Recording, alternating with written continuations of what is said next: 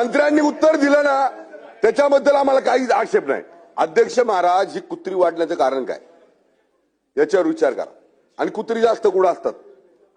अध्यक्ष महोदय, काही प्राणी मित्र असे आहेत जे कायद्याच्या जो त्रास नागरिकांना होतो त्याचा विचार करत नाहीत. हे प्राणी मित्रांना कुत्र्यांवर जास्त प्रेम आहे, पण ती कुत्री ज्या माणसाला जातं त्यांच्यावर प्रेम नाही. आणि जे प्राणी मित्र आहेत त्यांच्या घरी एक पण कुत्रा नाही.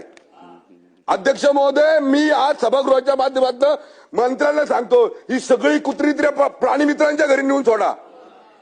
त्यांना कळू द्या कुत्र्यांचा तावा काय असतो ते. अध्यक्ष महोदय, 2 मिनिटं जरा सभागृहाने शांतता घ्या.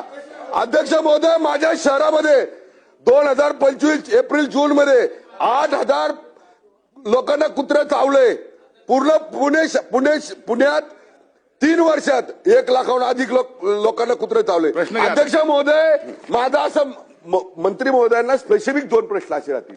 अध्यक्ष महोदय, मंत्री महोदय, ज्या ठिकाणी जास्त विद्यार्थ्यांचा वावर आहे, ज्या ठिकाणी महिलांचा, ज्या ठिकाणी गार्डन्स आहेत, ज्या ठिकाणी महिला खरेदी करायला जातात, भाजीपाला खरेदी करायला जातात, त्या ठिकाणी अध्यक्ष महोदय स्थानिक स्वराज्य संस्थेमध्ये एक टीम अशी ठेवली पाहिजे की ज्या ठिकाणी हे कुत्रे हल्ला करतात. तर त्या ठिकाणी आपण स्थानिक स्वराज्य संस्थेला, मगाशी भास्करकर साहेबांनी सांगितलं पहा, आपण स्थानिक स्वराज्य संस्था ज्या आहेत त्या स्थानिक स्वराज्य संस्थेला सगळ्यांना आपण आज आदेश दिले पाहिजेत.